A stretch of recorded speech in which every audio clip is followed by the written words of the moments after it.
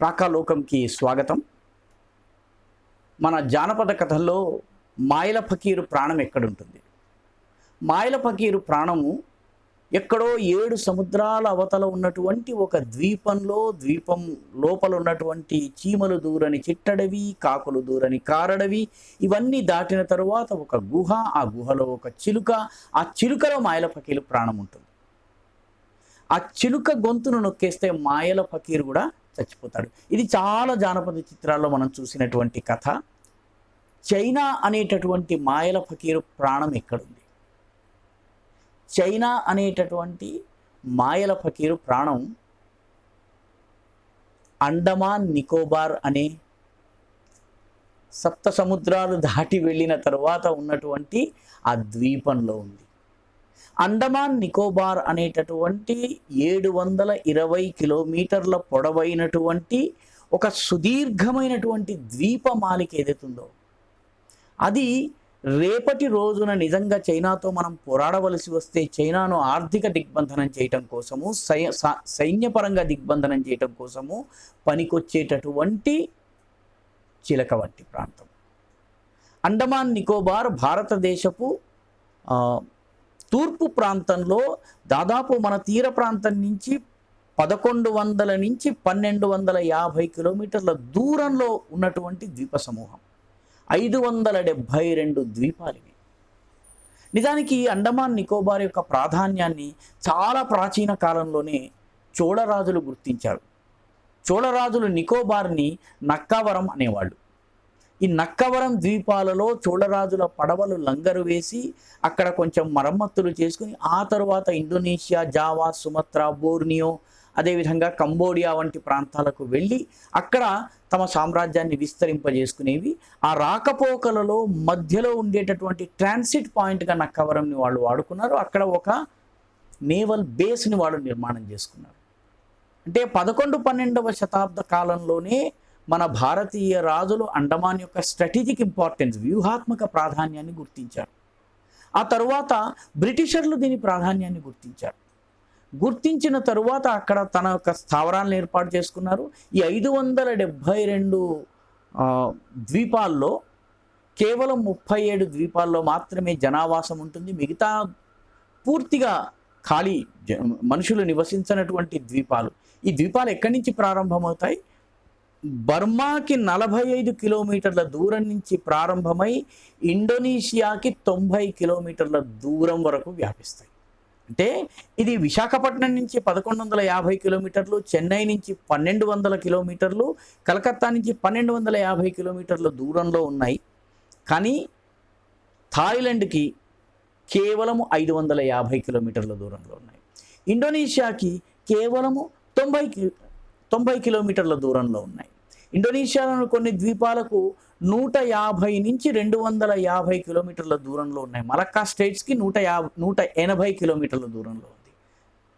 దీని ఉత్తర భాగంలో ఉన్నటువంటి ద్వీపానికి ఉత్తరాన 45 కిలోమీటర్ల దూరంలో కోకోస్ ఐలాండ్స్ ఉంది. ఇది బర్మాకి చెందింది. కాబట్టి ఈ అండమాన్ నికోబార్ యొక్క వ్యూహాత్మక ప్రాధాన్యాన్ని మనం అర్థం చేసుకోవచ్చు. బంగ్లాదేశ్, బర్మా, మొత్తము ఆగ్నేయాసియా, ఈ దేశాలన్నిటిపైన పడవల రాకపోకలను నియంత్రించగలిగేటటువంటి ఈ అండమాన్ నికోబార్ వ్యూహాత్మక ప్రాధాన్యాన్ని చోళరాజులు గుర్తించారని చెప్పుకున్నాం. ఆ తర్వాత ఆంగ్లేయులు గుర్తించారు. స్వాతంత్ర వీరు వినాయక్ దామోదర్ సావర్కర్ అండమాన్ జైల్లో 14 సంవత్సరాలు ఉండి వెళ్ళిపోయే సమయంలో అండమాన్ భారతదేశపు తూర్పు దిశన రక్షణ కవచం లాంటిది. దీని యొక్క వ్యూహాత్మక ప్రాధాన్యాన్ని మన నాయకులు గుర్తించాలని చెప్పి ఆయన రాశారు. 1947లో దేశానికి స్వాతంత్రం వచ్చే సమయంలో ఈ అండమాన్ ద్వీపాలను ఏం చేయాలన్నటువంటి ప్రశ్న వచ్చింది. జూన్ 15వ తేదీన బ్రిటిష్ వాళ్ళు దీన్ని ఒక క్రౌన్ కాలనీగా ఏర్పాటు చేసుకుని తమ పరిపాలన ఉండేలా చూసుకుని అక్కడి నుంచి అండమాన్ ద్వీపాల నుంచి అటు సౌత్ ఈస్ట్ ఏషియాని, పసిఫిక్ మహాసముద్రాన్ని, అదేవిధంగా బంగ్లాదేశ్, బర్మా, ఈ దేశాలన్నింటినీ కూడా నియంత్రించాలని చెప్పి ఆలోచించారు.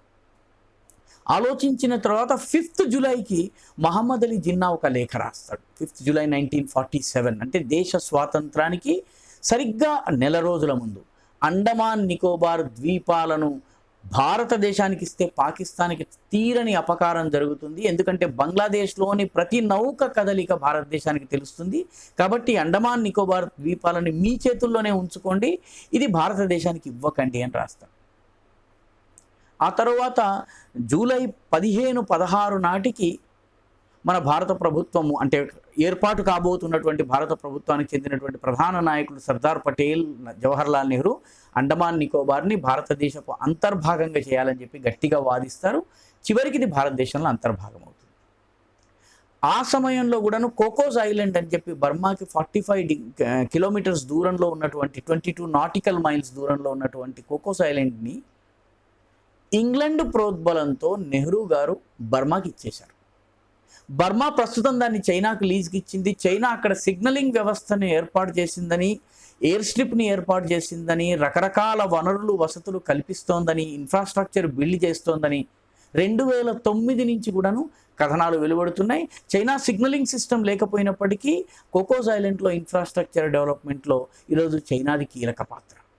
అంటే చైనా మనకి అండమాన్ నికోబార్ ద్వీపాలకి ప్రాక్టికల్గా చెప్పాలంటే 22 నాటికల్ మైల్స్ దూరంలో ఉన్నట్టు.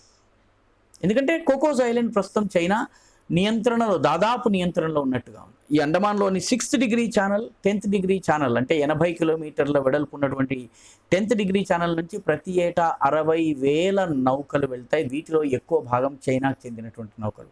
కాబట్టి రేపటి రోజున ఒకవేళ నిజంగా భారత చైనా యుద్ధమే సంభవించినట్టయితే అండమాన్లో ఉన్నటువంటి మన సైన్యం, అండమాన్లో ఉన్నటువంటి మన భద్రతా దళాలు ఈ Malacca straight, 10th degree channel, ఈ రెండింటిని బ్లాక్ చేసేటటువంటి సౌకర్యం ఉంది. ఇదే ఇందాక నేను చెప్పినటువంటి మాయల ఫకీరు ప్రాణం. చైనాకి కావలసిన చమురు సరఫరా అంతా కూడాను ఇక్కడి నుంచి ఆపివేసే అవకాశం మనకుంది. కాబట్టి ఈ భూమిని డెవలప్ చేయాలి, ఈ అండమాన్ నికోబార్ ద్వీపాలను డెవలప్ చేయాలి, వీటి యొక్క సామరిక మహత్వాన్ని, మిలిటరీ ఇంపార్టెన్స్ని గుర్తించాలి. 2015లో నరేంద్ర మోదీ ప్రభుత్వం వచ్చిన తర్వాత దీనికోసం చాలా ప్రత్యేకమైనటువంటి స్పెషల్ ప్లాన్ని డెవలప్ చేయడం జరిగింది.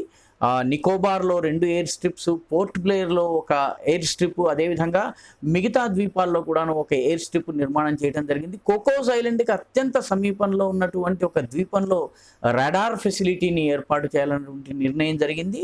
అదేవిధంగా ఒక 2 నేవల్ హార్బర్స్ని కూడా ఏర్పాటు చేయడం జరిగింది. వాజ్పేయి ప్రభుత్వ హయాంలోనే అండమాన్లో ట్రై సర్వీసెస్ కమాండ్ను, మన దేశం మొత్తానికి ఒకే ట్రై సర్వీసెస్ కమాండ్, అంటే navy, air force, coast guard, వైమానిక దళం, భూ సైనికులు అంటే ఆర్మీ, ల్యాండ్ ఆర్మీ, ఇవన్నీ కూడాను ఒకే ఒక కమాండ్ అధీనంలో పనిచేస్తాయి. ఇవన్నీ కలిసికట్టుగా పోరాడతాయి. ఇది అండమాన్లో ఉంది. ట్రై సర్వీస్ కమాండ్ అంటారు దీన్ని. ఈ ట్రై సర్వీస్ కమాండ్ని యాక్టివేట్ చేయటం 2004లో జరిగింది. ప్రస్తుతం దాన్ని యాక్టివేట్ చేయటము అండమాన్ నికోబార్లోని అన్ఇన్హాబిటెడ్ ఐలాండ్స్లో, అంటే మానవ నివాసం లేనటువంటి ఐలాండ్స్లో అమెరికా, ఫిలిప్పీన్స్, ఇండోనేషియా వంటి దేశాలు తన సైనిక ట్రైనింగ్ పొందేందుకు వీలుగా భారతదేశం ఇప్పుడు ఏర్పాట్లు చేస్తుంది. కాబట్టి రానున్న రోజుల్లో అండమాన్ నికోబార్ ద్వీపాలు అత్యంత కీలకం కాబోతున్నాయి. దురదృష్టవశాత్తు ఈ దేశంలో అండమాన్ నికోబార్ అనగానే కేవలం ఇంటర్నెట్లో కొట్టినట్టయితే కేవలం టూరిస్ట్ స్పాట్స్ మాత్రమే వస్తాయి. అండమాన్ నికోబార్ యొక్క వ్యూహాత్మక ప్రాధాన్యం గురించి, వాటి యొక్క సామరిక ప్రాధాన్యం గురించి, మిలిటరీ ఇంపార్టెన్స్ గురించి పెద్దగా చర్చలు జరగవు. రానున్న రోజుల్లో ఇక్కడ మొత్తం అంతా కూడాను సోనార్ సెన్సర్స్ని ఏర్పాటు చేసి చుట్టుపక్కల ప్రాంతం ఏదైనా కూడా అక్కడ జలాంతర్గాముల కదలికను గుర్తించేటువంటి ఏర్పాటు మన ప్రభుత్వం చేస్తుంది. అదేవిధంగా అండమాన్ నికోబార్ మొత్తం భారతదేశం యొక్క భూభాగంతో పోలిస్తే ఇది కేవలం 2% ల్యాండ్ మాస్ మాత్రమే. కానీ సముద్ర జలాల పరంగా 30% of Indian marine waters they come to us because of the Andaman Nicobar. కాబట్టి అండమాన్ నికోబార్ యొక్క వ్యూహాత్మక ప్రాధాన్యతను గుర్తించి ఆ ప్రాంతంలో మన మిలిటరీ కేపబిలిటీస్ని పెంచే దిశగా ప్రభుత్వం 2015లో ఒక మిలిటరీ మాస్టర్ ప్లాన్ని తయారు చేయడం జరిగింది, ఒక యాక్షన్ ప్లాన్ని తయారు చేయడం జరిగింది. దాని అమలు చాలా శరవేగంగా జరుగుతోంది. అండమాన్ చుట్టుపక్కల జరుగుతున్నటువంటి స్పైయింగ్ని నిరోధించడంలో కానీ, స్మగ్లింగ్ని నిరోధించడంలో కానీ, పైరేట్స్ అంటే సముద్రపు దొంగలు, నార్కోటిక్ ట్రేడర్స్ యొక్క ఆట కట్టించడంలో కానీ మన నౌకాదళం, అక్కడ ఉన్నటువంటి ట్రై సర్వీస్ కమాండ్ చాలా కీలక పాత్ర వహిస్తున్నది. రానున్న రోజుల్లో చైనాతో గనక ఘర్షణ వాతావరణం ఏర్పడి అది యుద్ధానికి దారితీస్తే ఈ అండమాన్ నికోబార్ ద్వీప సమూహము మనకి రక్షణ కవచంగా ఉండబోతుంది.